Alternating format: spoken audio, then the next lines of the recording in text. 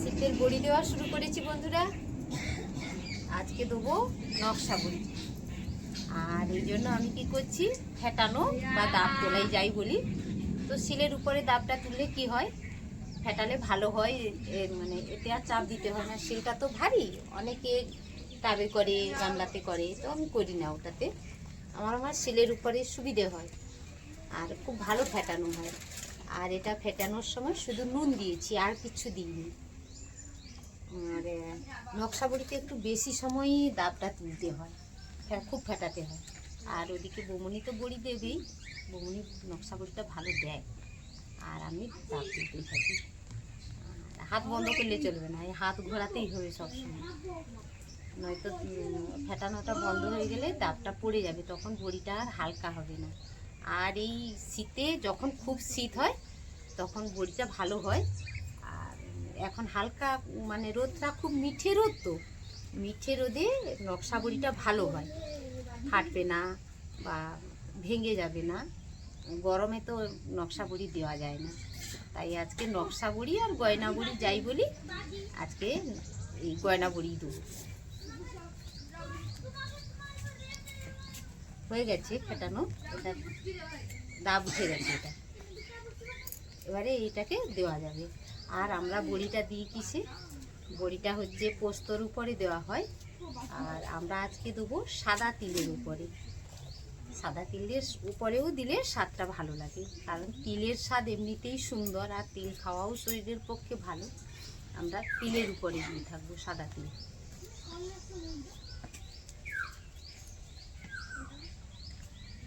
পরে বড়িটা দেবো, এর একটা মুখ লাগানো আছে, আর একটু কম কম করে বিউলির ডালের বাটাটা দিতে হয়, বেশি দিলে আবার উপর দিয়ে বেরিয়ে যাবে। কাপড়টাকে ধরতে বার করে দেবো, কম থাক, আর নয়তো উপর দিয়ে বেরিয়ে যায়। যখন এত চাপ দিতে হবে, হাতে চাপ দিয়ে দিয়েই বড়িটা দেবে, তাই একটু কম কম করে দিতে হয়।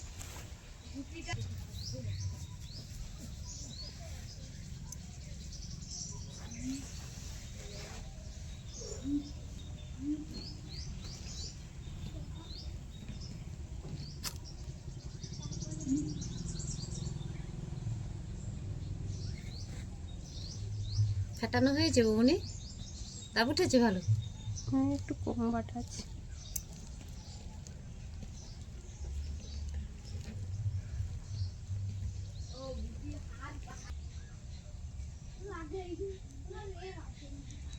তো বৌমনি এবারে কি করেছে, বড়ি দেওয়া শুরু করে দিয়েছে, গয়না বড়ি। আর বৌমনি বড়িটা, গয়না বড়িটা ভালোই দিয়ে থাকে আর কি। অনেকের বাড়িতে, আবার আমার বাড়িতে কলাই বেটে নিয়ে চলে আসে বিউলির ডাল, বলে বৌমনি একটু বড়ি দিয়ে দাও, তুমি বড়ি তো ভালো দাও। অনেকের বাড়ি থেকে আবার বড়িও দিয়ে দেয়, অনেকের বাড়িতে চলে আসে। আমাদের এই বড়িটা তো দিতে হয়, যে ডালা বলি আমরা, এটা আমাদের বাড়িতে আছে, তো অনেকের বাড়িতে নেই, তো এসে বলবে তোমাদের এই ডালাটা দাও, আর বৌমনি একটু বড়ি দিয়ে দাও গো। ওরা এসে আবার বড়ি দিয়ে নিয়ে যায়, শুধু গয়না বড়ি নয়, মশলা বড়িও অনেকে এসে বাড়ি থেকে দিয়ে নিয়ে যায়, তোমাদের বাড়িতে বড়িটা ভালো দাও। আজকে আমরা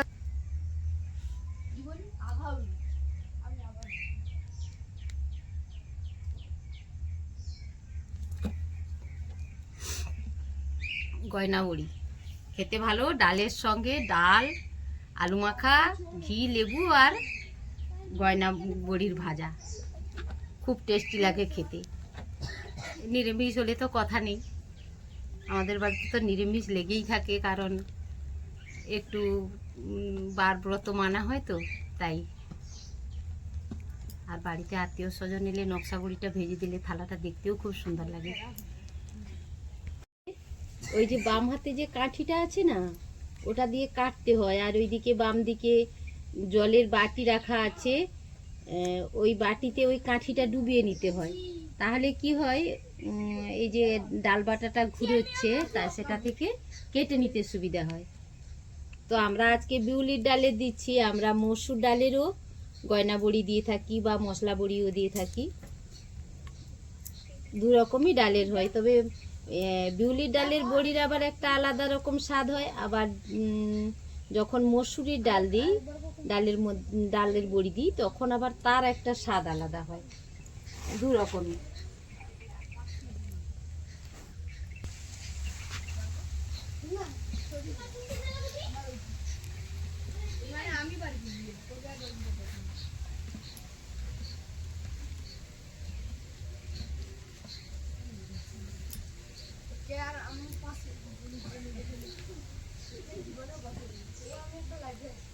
বৌমনি সেই কলকা ডিজাইনটা দাও, কিন্তু কলকা ডিজাইনটাও খুব সুন্দর দাও।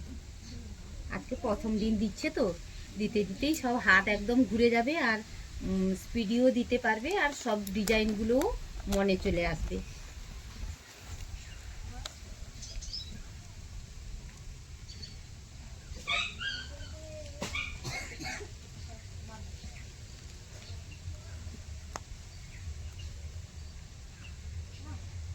ভালোই হাত ঘুরছে, প্রথম দিনেও ভালোই হাত ঘুরছে। আসলে দিয়ে দিয়ে প্র্যাকটিস হয়ে গেছে, একদম অভ্যস্ত।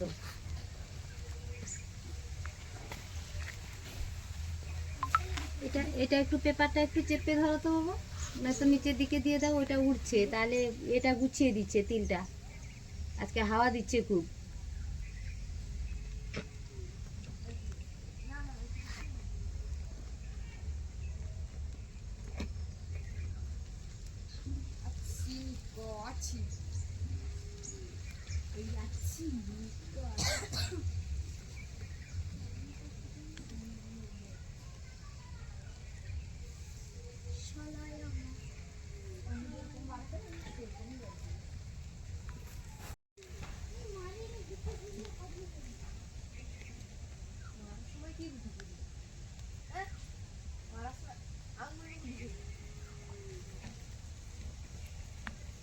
ধরবে আজকে ডালাতে বাবা?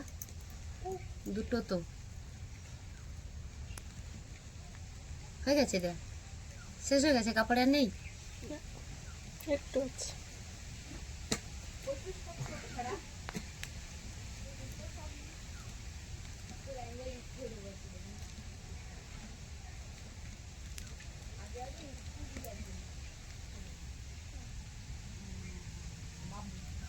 ছেড়ে যাবে, লেগে গেছে তবে ছেড়ে যাবে, কোনো অসুবিধা নেই।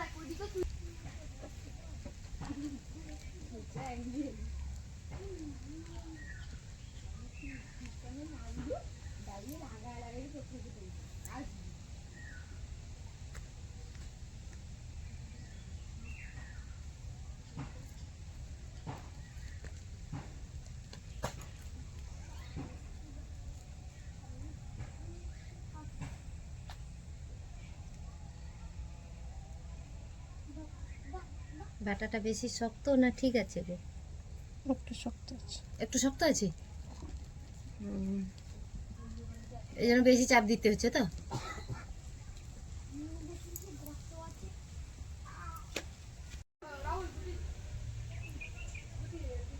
বন্ধুরা, তো আমি রাত্রের বেলা ডালটা ফেলে দিয়েছিলাম, বলতেই ভুলে গেছি যে ডালটা কখন ফেলেছি। বিউলির ডালটা রাতে ভিজিয়ে রেখেছিলাম, সকালে মিক্সিতে বেটে নিয়েছি, মিক্সার গ্রাইন্ডারে। তবে আমরা আগে কি করতাম, শিলনোড়াতেই বাটতাম।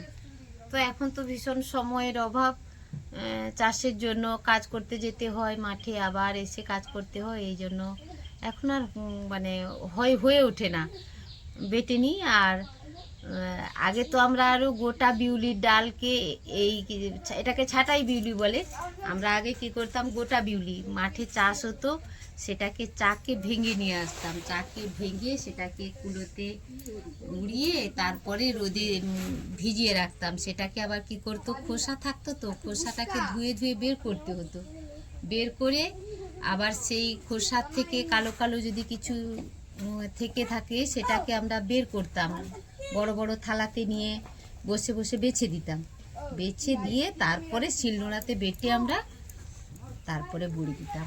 তবে গোটা বিউলির ডালের বড়ি কিন্তু আরও সুন্দর হয়, আর সেটাতে এই যে ফেটানোর পরে আরও বেশি ফুলে ওঠে, একদম ডাবটা খুব ভালো উঠবে, আর বড়িটা ভাঙেও না, তার স্বাদ একটু ভালো হয়।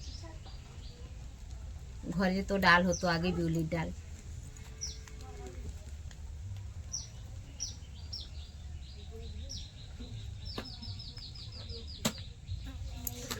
বন্ধুরা, বড়িটা তো দেওয়া হয়ে গেছে, গয়না বড়িটা তো এখন রোদে দিয়ে দিয়েছি। আর দুটো ডালাতে ধরেনি, তাই এখানে কুলোর মধ্যেও অনেকটা দিয়েছি, এখানে কুলোর মধ্যেও অনেকটা দিয়েছি। আর এখন রোদে দেওয়া থাকবে। আর সবাই এতক্ষণ আমার সঙ্গে থাকার জন্য অনেক অনেক ধন্যবাদ সবাইকেই, সব বন্ধুদেরকেই। আর পরের ব্লগে আবার দেখা হবে ব্লগে। আর ভিডিওটা আর বেশি বড় করছি না গো, এইখানেই টানছি। সবাই সঙ্গে থাকো। আর তোমাদের কাছ থেকে আমার অনেক কিছু প্রত্যাশা, সেটাই পূরণ করো।